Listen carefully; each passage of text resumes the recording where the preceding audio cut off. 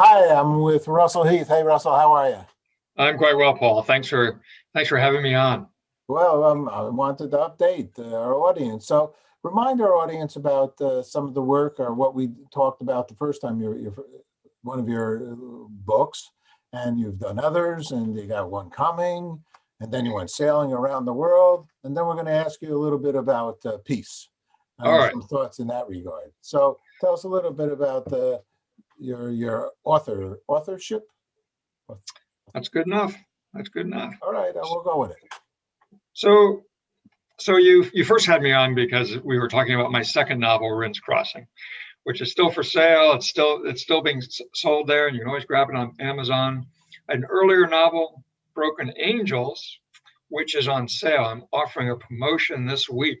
So if your listeners are looking for a good mystery about Alaska, jump on it. It'll be at 99 cents through Saturday. That's the Kindle version will be on sale, the electronic version. Um, Wow. I'll do a similar promotion on Ridge Crossing sometime in another month or two. Okay, and this is a man who was a legislator, who was in Lobbyist. Alaska. What was the actual position you held there? So I was the environmental lobbyist. So I represented the Lobbyist. environmental community in the Alaska State Legislature. Okay, so he has had some experience to be able enough to write a book, a mystery about it all. I think or A something like thriller, a thriller. that. There A are not many, thriller. there are All not many righty. legislative thrillers. So what else you got going? So I started a new book, as you mentioned, back in the 80s, when I was young and just knew so much more than I do now. I sailed a small sailboat around the world, 25-foot wooden sailboat, Wow. and I'm just getting down to start to write a book about that. Just got started. You alone or with some people? Mostly alone. I had on a couple of passages I had a friend along, but most of the trip it was alone. Oh my God. All right. And then we mentioned our friend Reed Stowe, who went around 1,152 days but his was a 75-foot schooner Rinn that he built, and Right. went with a woman, and she got off at 305 days because she was pregnant, and he continued on. Was his tale, but this is a 25-footer. Aren't there waves that are 25 feet tall out there Oh, in the easily, ocean? easily. There was a time You when I have an was. umbrella? Did you bring an umbrella?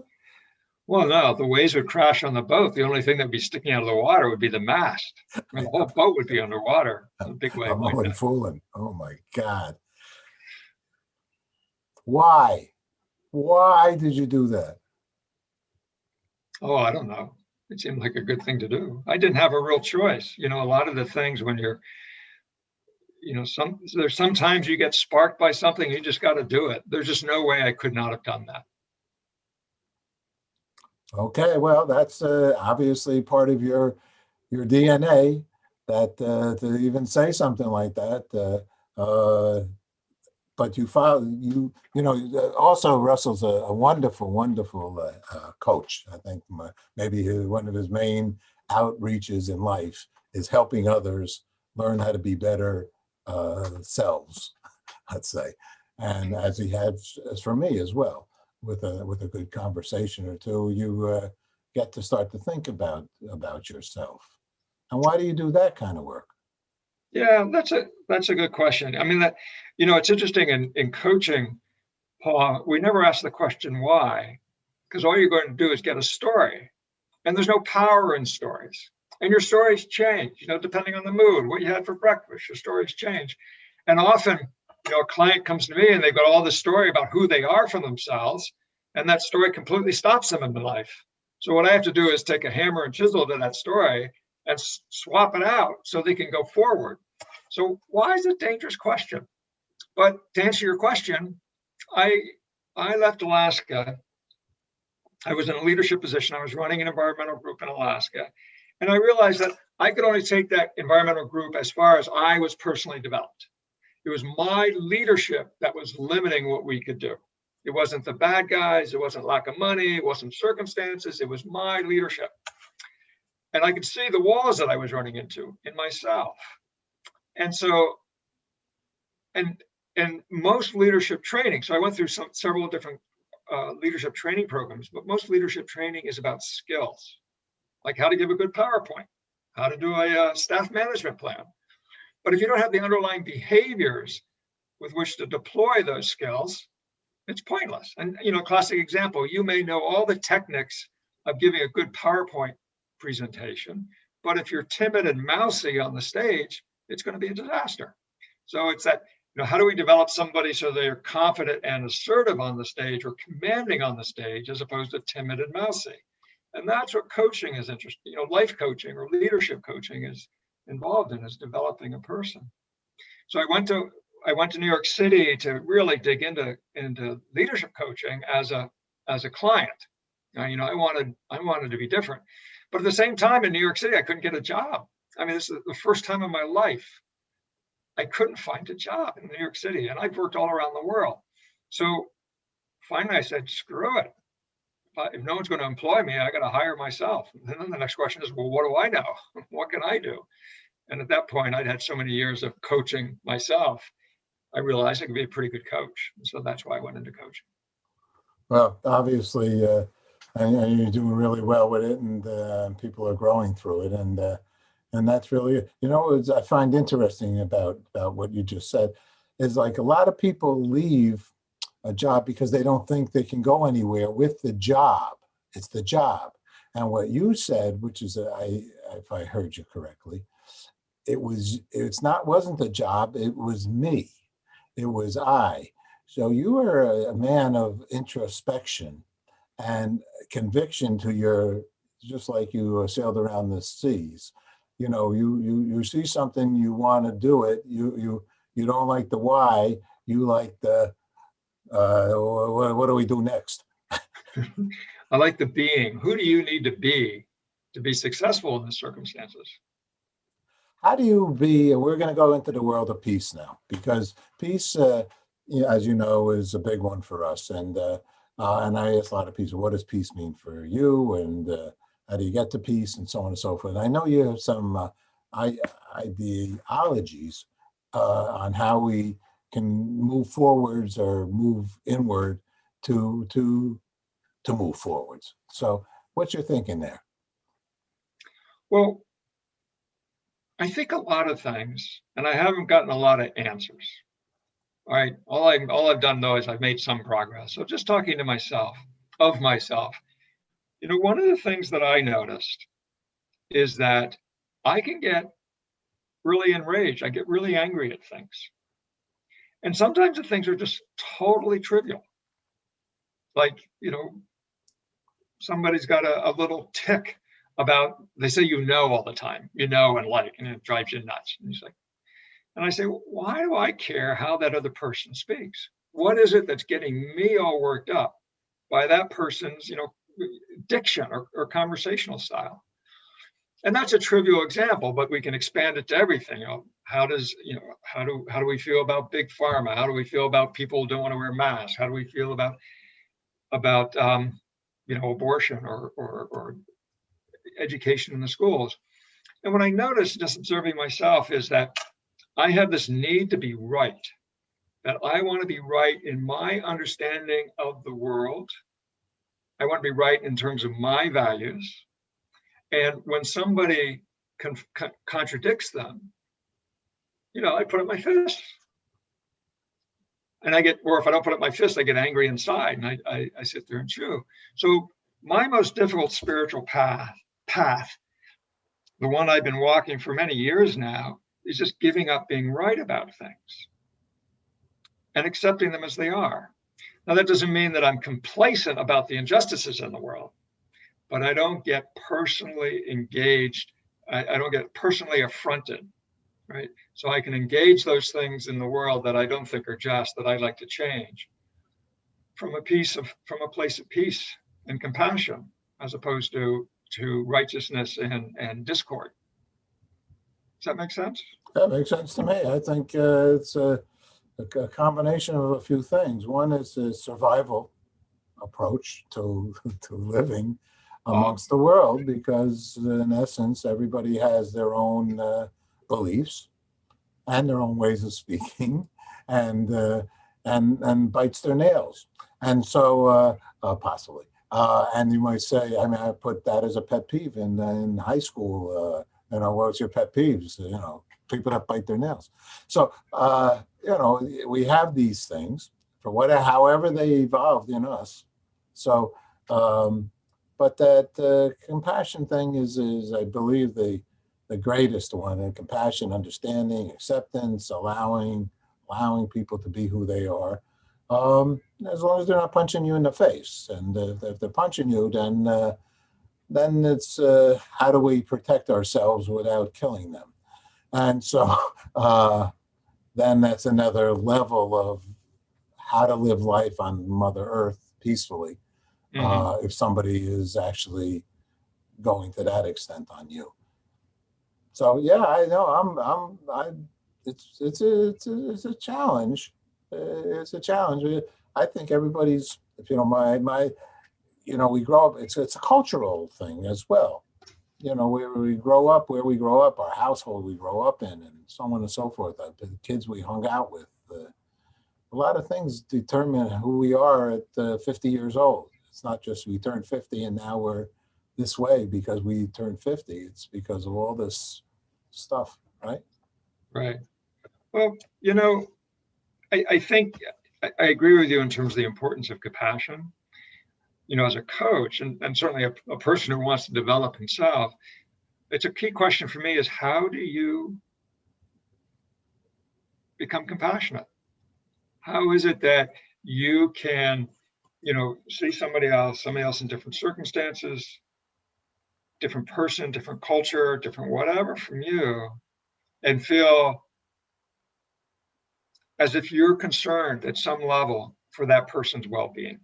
What does it take to get outside of you and into their world? And that's not easy stuff. That's not easy stuff because our default, our kind of automatic behavior is we're concerned about us.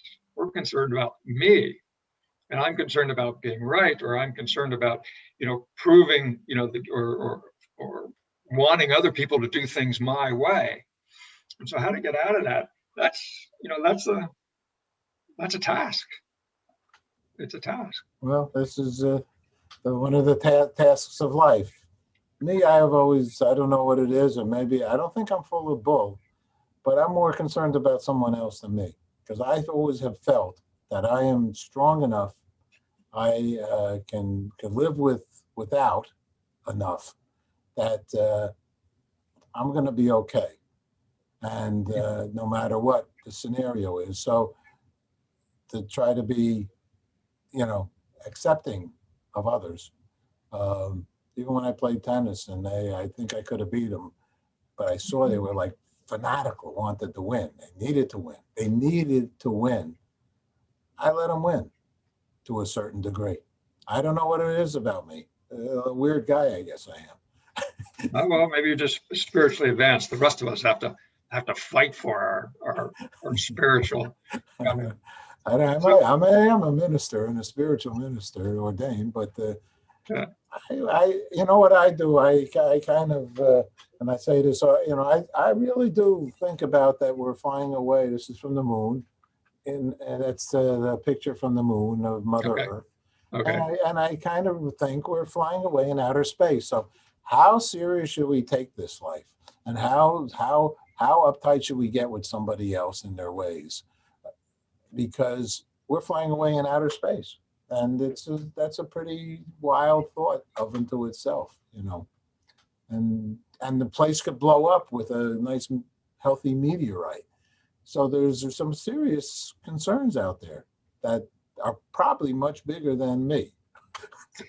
Right. And the question becomes is because people have conflicting ideas, both of what's important and what's not important. Your concern is not somebody else's concern, but also have different ideas about how to address those concerns.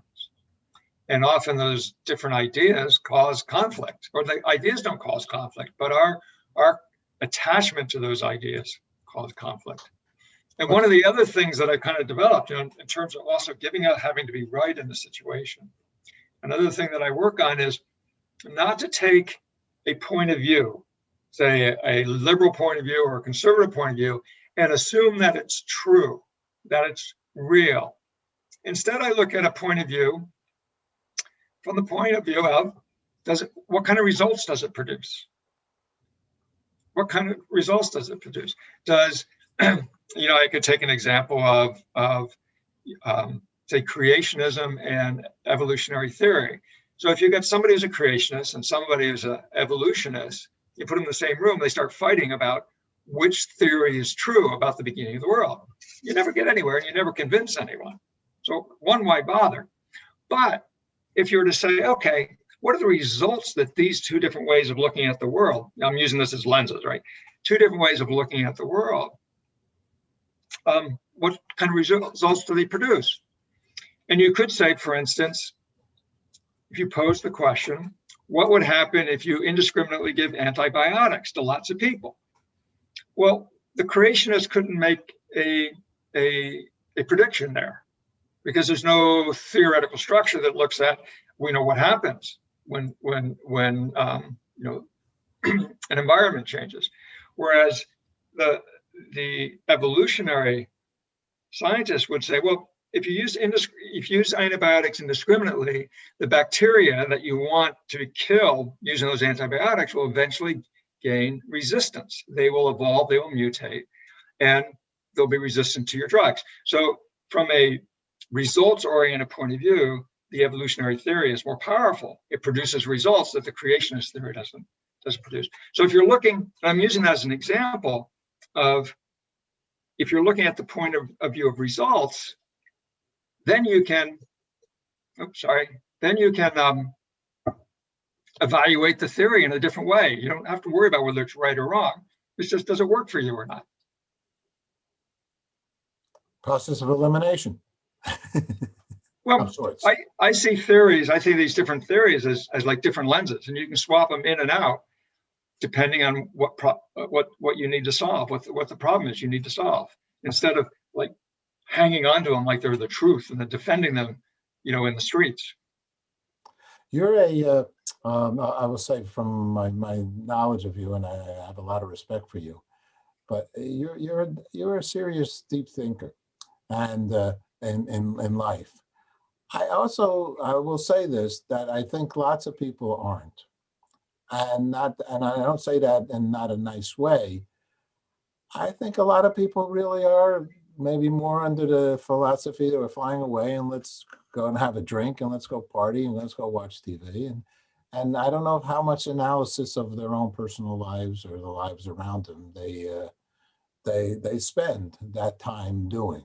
I don't know. It just seems to me a lot of people, some people gravitate to, a deeper thought process of their existence. And some people, I think, just get out there. Maybe those who graduate to a deeper thought process have greater neuroses, so we have to spend a lot more effort to solve them. I'd probably going under that category. No, I do that for sure. Hi, Russell Heath, good man. We did it again. I appreciate you taking some time. You have a website also, don't you? So my coaching website is russellheath.net. My book, my author website is russellheathauthor.com, and I'll send those links to you. Perfect. That's what we talked. All right, Russell, thanks so much. I appreciate you taking time again, and all the best. Look forward to seeing you one of these days. Why don't you take a little rowboat down here from, because we're upstate, way up, and one of those, where are you? I'm in Maine. I'm in Maine. Yeah, it's just upstate a little from New York. Take a rowboat from Maine down here, and I'll meet you at Montauk. All righty, it's a deal. I'm building it right now. Okay. All right, sounds good. All right, talk to you soon. Thanks, Paul.